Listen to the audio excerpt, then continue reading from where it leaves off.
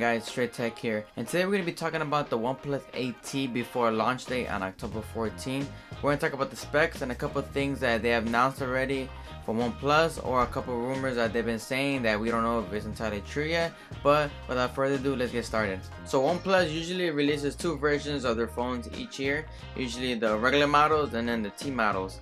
So next week they're going to be launching the T model, which is going to be called the OnePlus 8T 5G, and they're usually not as priced as much as a Pro, but they're not as cheap as a regular models. So usually they land right in the middle between both of them, which is a good thing because they usually bring down the most effective and probably the best things from the Pro models, and then bring it down to the T models. So that's something that I've noticed that they've done so far for the T models.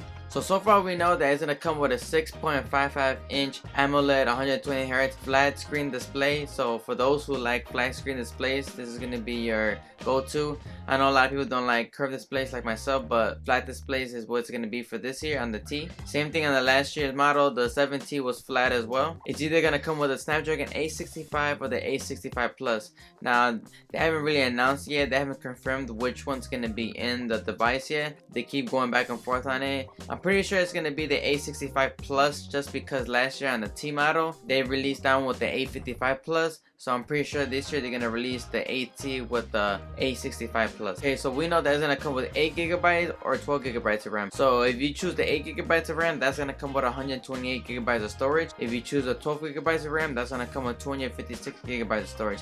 Now it's going to be non-expandable. I think people will be okay with either one. I think that's a good start. Better than 64GB, so I don't think anybody will go wrong choosing either one. So for the cameras, they haven't announced it yet if it's going to be a 64 megapixel or 48 megapixel main sensor. So I read both of them on articles, and they haven't really confirmed which one they're gonna put on the cameras yet. But as far as we know, they're saying right now that they're gonna have a 48 megapixel sensor, a 16 megapixel ultra wide sensor, a 5 megapixel macro sensor, and a 2 megapixel portrait sensor. Now if I'm reading this right, it looks like the same ones that came on the 7 Pro. Besides the macro lens and the depth sensor lens, the 7 Pro has a telephoto lens, so I'm guessing they're not including that one in the 8T this year. But from what they're saying that the camera and performance is going to be improved through software, so hopefully they do improve on that part, because I know besides the 8 Pro, that one came with a good set of cameras, but if you get anything under Pro, they're going to be mediocre cameras. They're not going to be bad, but they're not going to be the best either. When I had the OnePlus 7 Pro,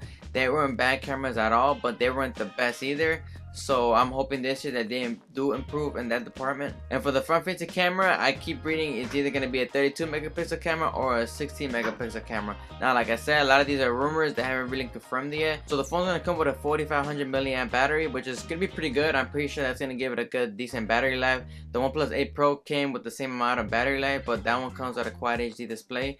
This is going to come down to a full HD display at 120 Hz, so I'm pretty sure the battery is going to be optimized pretty good, so I'm expecting a good battery life out of that phone. It's also going to come with 65-watt charging. So OnePlus already released a 30 warp charge and a 30 warp charge T one, and that one already charges your phone pretty fast. So they're claiming that this one at 65 watts is supposed to charge your phone from 0 to 100 at 39 minutes. I think that's going to be pretty cool, and I'm pretty sure they're going to replace that with wireless charging. From right now, from what I've been reading, they're saying that they're not going to include wireless or reverse charging on it. Like I said, I've gotten used to wireless charging. I've been using the iPhone SE for a few months already, and I think it's so convenient to have wireless chargers around the house, and you just pop it on top of the pad and it starts charging right away. Like I said, it's really more convenient to just plug it in. I don't know, it's something that you kind of get used to, but I think if I do go with this phone, I think I could live without wireless charging, especially if it does come with the 65-watt charging and it charges my phone just like that. So I think I don't mind having wireless charging there. And it's just like they said in the past, they didn't always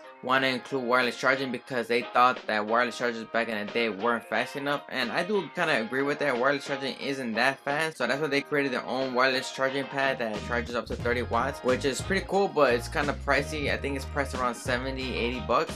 So that's something to consider if you do get the 8 Pro. Also, they're saying that they're not going to be releasing an 8T Pro model this year. Just by saying that, they might be putting more features into the 8T, because the 8T Pro, if it were to come out, then they'll probably put the best features in that phone. But since they're not going to be releasing it, I'm pretty sure they're going to be putting a lot of cool features in the 8T model. And for the price, it's ranging between $699 and $850. Like I said, the $699 is probably going to be the 8GB with 128GB model.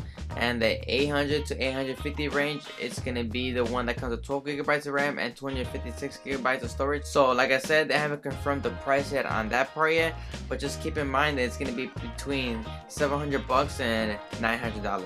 So the two colors that they're gonna be introducing is Aquarium Green and Lunar Silver. So yeah, that's been it. Like I said, a lot of these are rumors. Some of these specs have already been confirmed by OnePlus, so take this with a grain of salt. Not everything is accurate at this point, but I just wanted to talk about it with you guys if you guys haven't been up to date yet. Like I said, the launch date is October 14th, so that's next week. They're gonna be releasing some headphones with it. If you guys do follow them on Twitter and Instagram, they are teasing things here and there, and they teased the headphones a couple days ago, so I'm pretty sure they're gonna be announcing that as well next to the OnePlus 8T. But before we end it, make sure you guys like and subscribe to my videos. Thank you for helping me reach 100 subscribers. I really appreciate you guys so much. Thank you for giving me the opportunity to help me spread out tech around the world. I do really love tech, and I hope I keep getting better at filming and releasing content to you guys. So yeah, like I said, make sure you guys don't forget to like and subscribe to my videos. Take care, and I'll see you guys next time.